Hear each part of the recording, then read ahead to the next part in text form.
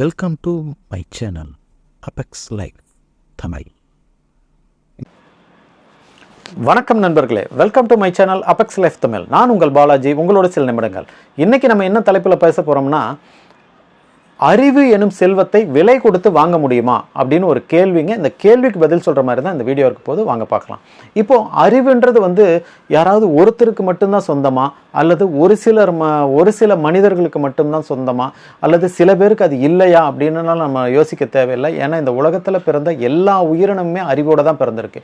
அந்த அறிவை வளர்த்துக்கிறதுக்கான முயற்சிகளை யார் செய்கிறாங்களோ அவங்க தான் வெற்றி அடைகிறாங்க. அறிவை வளர்த்துக்கணுன்னா அதுக்கு பல விஷயங்கள் இருக்குது. நீங்கள் அனுபவத்தினால நீங்கள் அறிவை வளர்த்துக்க முடியும், உங்களுடைய கல்வியினால் வளர்த்துக்க முடியும், அல்லது மற்றவங்களுடைய அறிவுரையினால் நீங்கள் அறிவை வளர்த்துக்க முடியும், அல்லது ஒரு விஷயத்தை செஞ்சு முடித்து அனுபவத்தினாலேயும் நீங்கள் உங்களுடைய அறிவாற்றலை வளர்த்துக்க முடியும்.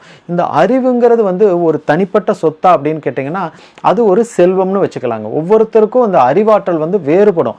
ஒரு சிலருக்கு நல்லா படிக்க வரும், ஒரு சிலருக்கு நல்லா பாட வரும், ஒரு சிலருக்கு ஒரு ஓவியத்தை நல்லா வரைய வரும், ஒரு சிலருக்கு பார்த்திங்கன்னா ஒரு புதிய பொருளை உற்பத்தி பண்ண முடியும், ஒரு புதிய கற்பனையில் ஒரு விஷயத்தை அவங்க உருவாக்குவாங்க. இந்த மாதிரி ஒவ்வொரு மனிதருமே ஒரு தனித்திறனோட தான் இந்த உலகத்தில் வந்திருக்காங்க அப்படின்றத நம்ம ஆணித்தரமாக சொல்ல முடியும். அதை நம்ம நினைவில் எப்பவுமே வச்சுக்கணும்.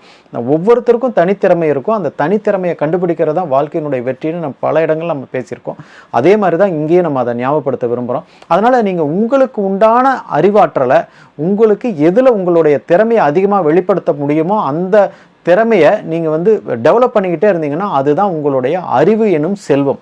இந்த அறிவு எனும் செல்வத்தை நீங்கள் மற்றவங்களுக்கு பயன்படுத்துகிற மாதிரி கொடுக்கலாம்.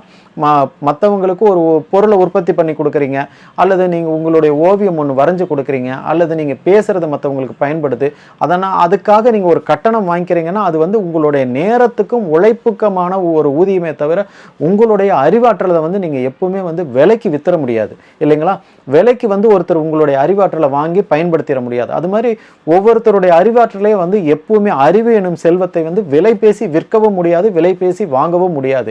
ஏன்னா ஒவ்வொருத்தருடைய அறிவாற்றலும் அவங்களுக்கு ஒரு அமுத சுரபின்னு நம்ம வச்சுக்கலாம்.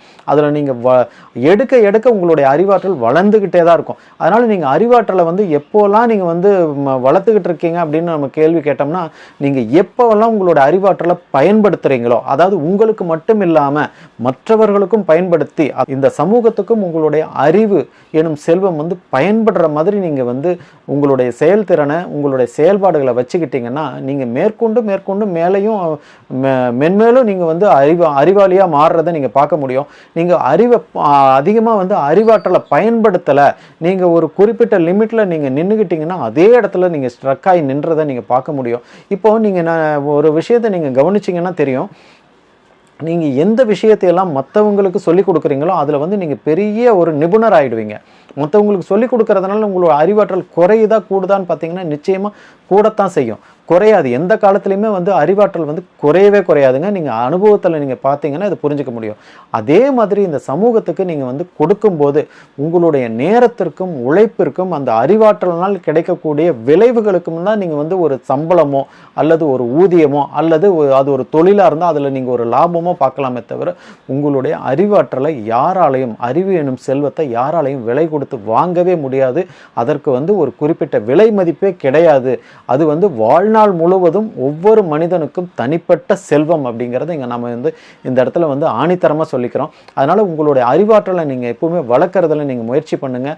தொடர்ந்து உங்கள் அறிவாற்றலை கல்வியினால் வளர்த்துக்குங்க, அனுபவத்தினால் வளர்த்துக்குங்க, உங்களுடைய செயல்பாடுகள்னால் வளர்த்துக்குங்க. ஆனால் அது மற்றவங்களுக்கும் கொஞ்சமாவது பயன்படுற மாதிரி உங்களோட செயல்பாடுகள் நீங்கள் வச்சுக்கிட்டீங்களா நீங்கள் மென்மேலும் அறிவாளியாக மாறிடலாம், அறிவாளியாக வளரலாம். நீங்கள் நல்ல அறிவாளியாக இருந்தீங்கன்னா உங்களுடைய தேவை இந்த உலகத்துக்கு எப்பவுமே இருந்துகிட்டு இருக்கும். நீங்கள் இந்த உலகத்தில் ஒரு அடையாளப்படுத்தக்கூடிய ஒரு நபராக இருப்பீங்க. அது நல்ல விஷயங்களுக்காக இருக்கட்டும்.